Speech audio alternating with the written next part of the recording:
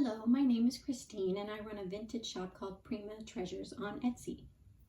For a while now, I've been trying and planning to bring more videos to my channel that offer, let's say, tutorials on research and things of this nature.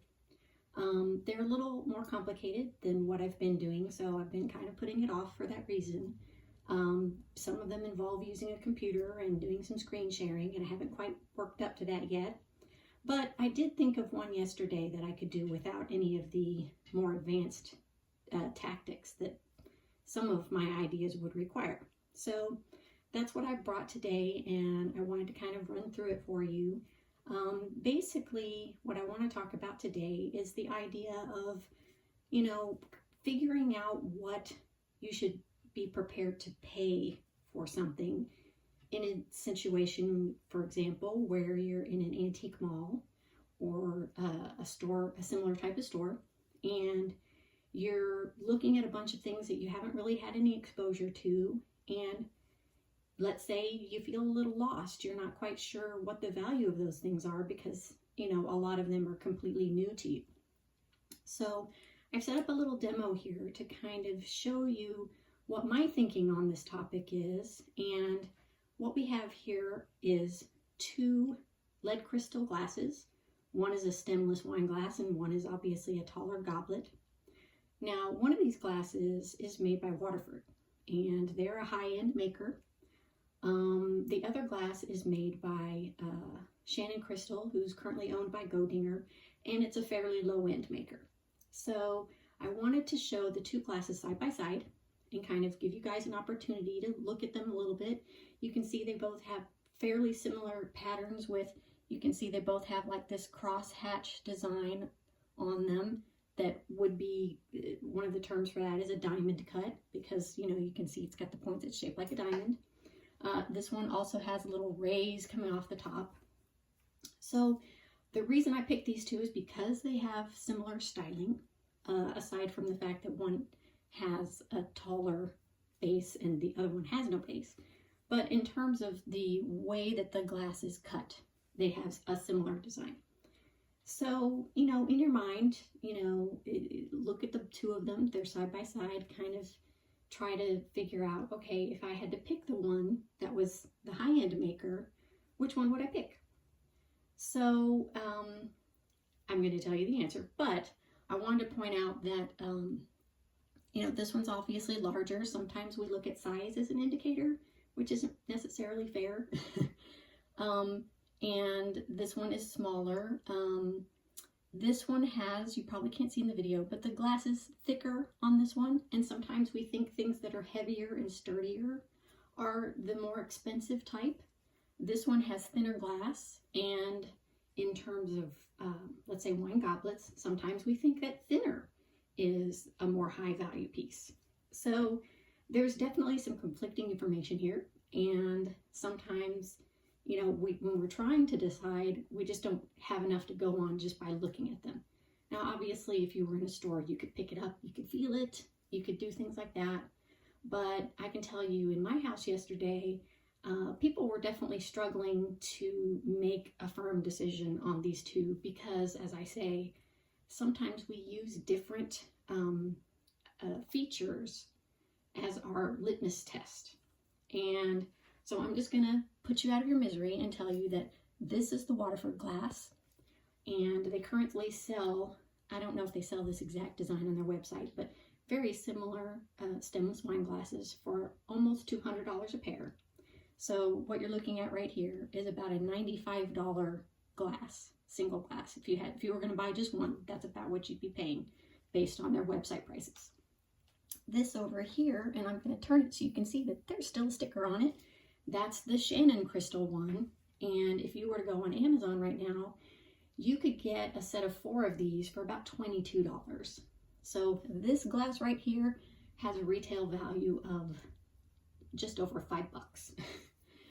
But as I wanted to kind of point out earlier, or, in your mind, get you to come to the conclusion that if this were sitting on your dining room table, let's say you're having a dinner party and you had these out for your guests, would they know Would they have any idea? Obviously, you're not going to leave the sticker on when you set your table. So would your guests have any way of knowing that you went for the $5 glasses, not the $95 glasses? Probably not, because, most people don't have a strong sense of what high-end crystal would look like compared to low-end crystal. And something you can't see is that this cheaper Godinger glass has mold lines on it. It has a seam right here and one on the other side. The Waterford glass doesn't have any seams. So typically, with antiques, we assume that anything with seams has been put into a mold and then just popped out, as opposed to being handmade in any way. Sometimes, there will be makers who will try to buff out the seams so they're less obvious and less prominent, but for the most part, molded glass tends to be cheaper. Anyway, so that was the first demo that I wanted to share, just to kind of give you an idea of, if you're looking at something, can you tell which item is the more expensive or more valuable item? Because this is the skill that you would be hoping to bring into play when you went to an antique store. And, in this particular demo, we've kind of dispelled, I hope we've dispelled the notion that you can just look at something and you can tell if it's valuable or not. So I have another part of the video that I'm going to switch to, and we'll do another quick demo, and then I'll talk to you a little bit more about my thoughts on how to decide what you should pay for something. Hello again, I'm back and I've set up my second shot, and you can see here I have two different, and I hope you can tell of the scale. Let me put my pen in here so you can see how large these jugs are. These are Victorian era ice pitchers.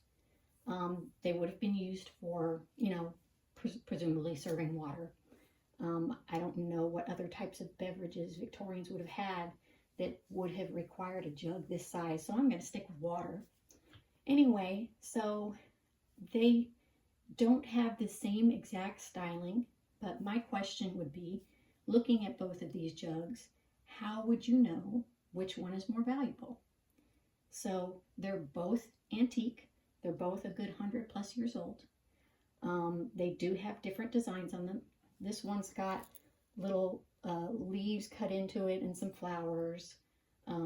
Neither of them is overly ornate in the way that we think of some Victorian pieces can be quite ornate and just be etched all over, up and down, with all sorts of frills on them. These are not so much.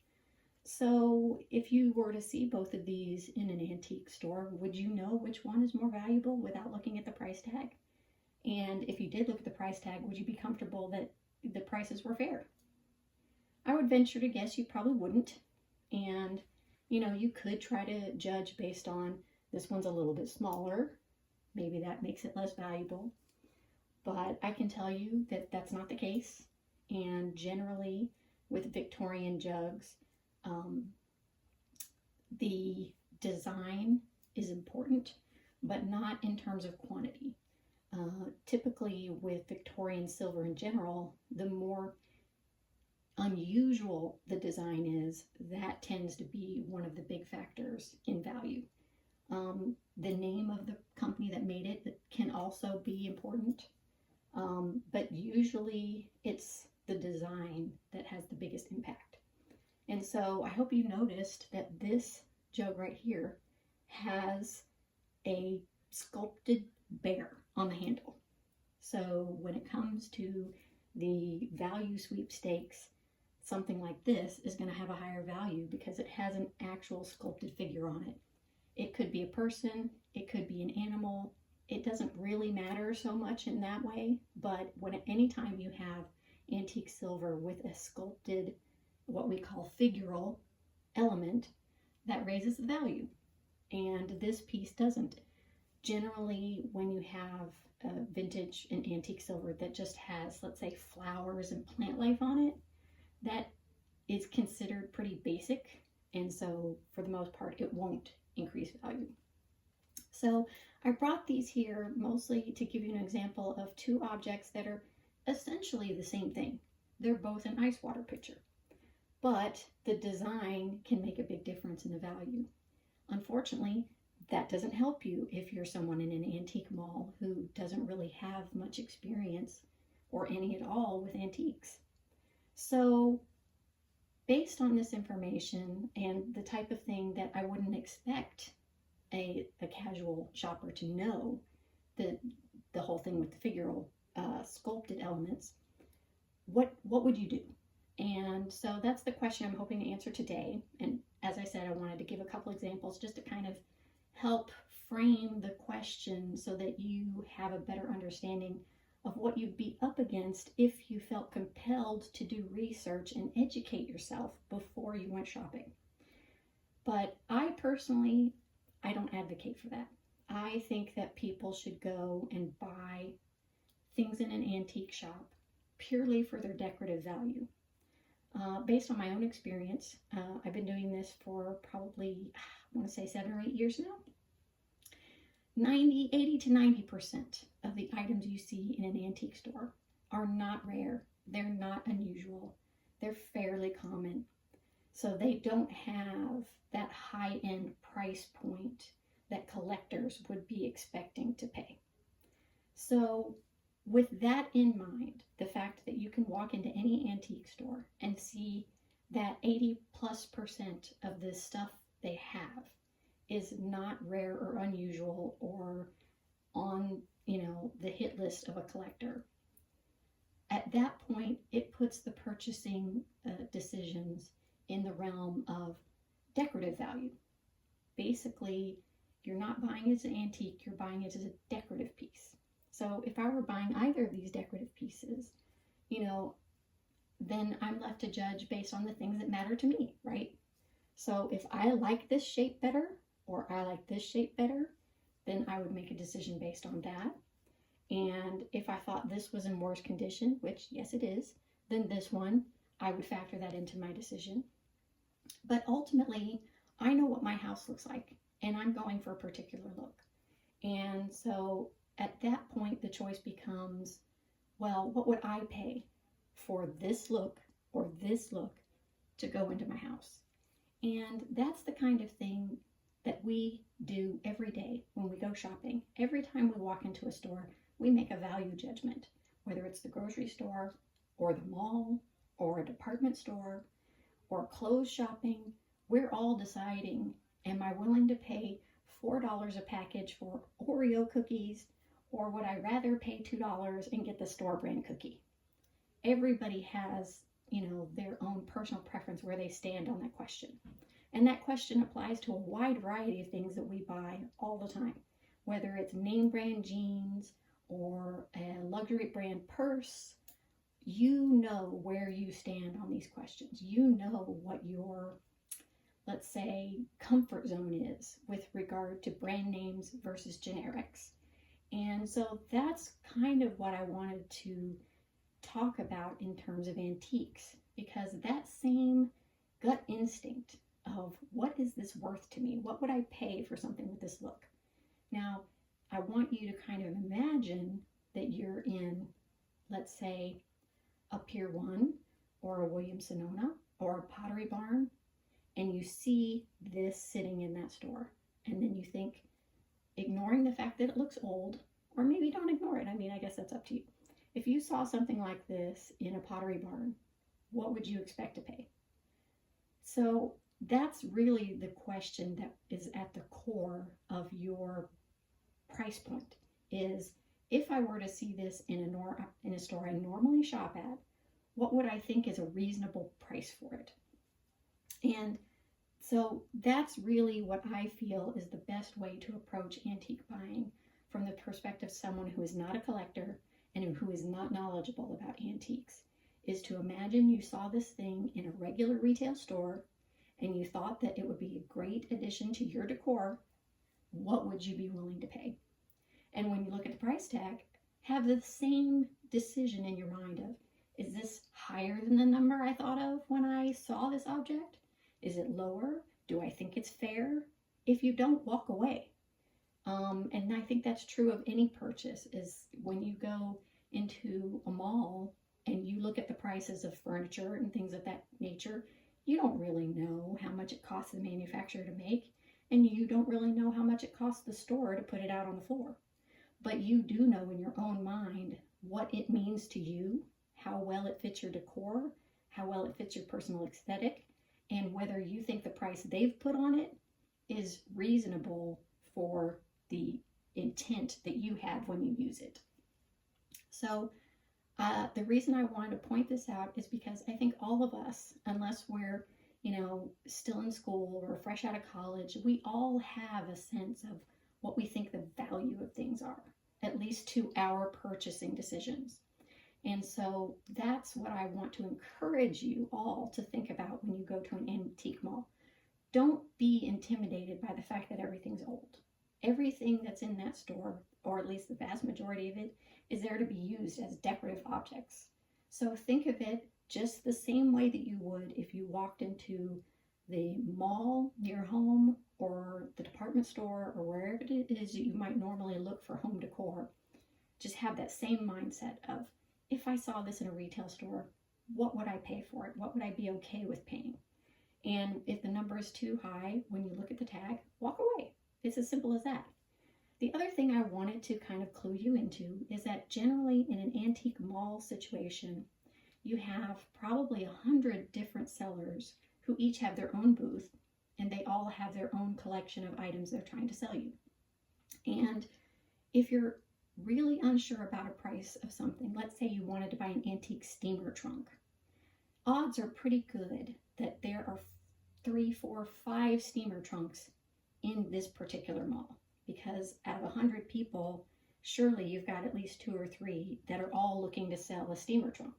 So if you really have your heart set on getting a steamer trunk, but you're just not feeling confident at all about the price of the first one you see, I would encourage you to walk the whole mall and see if you can find any others that are available from a different seller, and what is their price, and what is the condition of that steamer trunk. And once you have a few examples in your mind, that gives you a better idea of what a fair price is. And then you'll know if the first one that you saw, or whichever one you decide you like better, either it's a better price or it's a worse price. And for all you know, walking around the mall, you'll find another one you like better, and maybe it's a lower price. But if nothing else, it can kind of give you a little bit of a sense of what the general range of prices are. And this is true for pretty much anything in an antique mall. Very likely that there's more than one of them. And if you wander around the mall a little bit and you find other examples, you'll get a sense of what the average price is. And from there, you can then decide whether you're willing to spend for the one that you like best, or whether you prefer to take one of the alternatives that you found while you're walking around. So I hope that this tutorial has kind of helped you feel a little bit more comfortable with the idea of shopping in an antique mall without being intimidated by lack of information, lack of knowledge about antiques, and about the comfort of knowing what you should be willing to pay. In my mind, that's a gut decision that we all make every day. Eventually, we get to a point where we're pretty good at it. And so you should trust that gut instinct and make your purchasing decisions based on whether you think the price that the seller put on it is a price you believe is fair and reasonable for the decorative value of the item you're looking at. I really hope that my information has helped you, and I would strongly encourage everybody to go check out antique malls, because if nothing else, when you buy something from an antique mall, you're not buying another manufactured object that's going to end up in a landfill. You're buying something that's already been made, and it's an eco-friendly decision that keeps an existing object out of a landfill. So I appreciate you watching, and I hope you learned something today.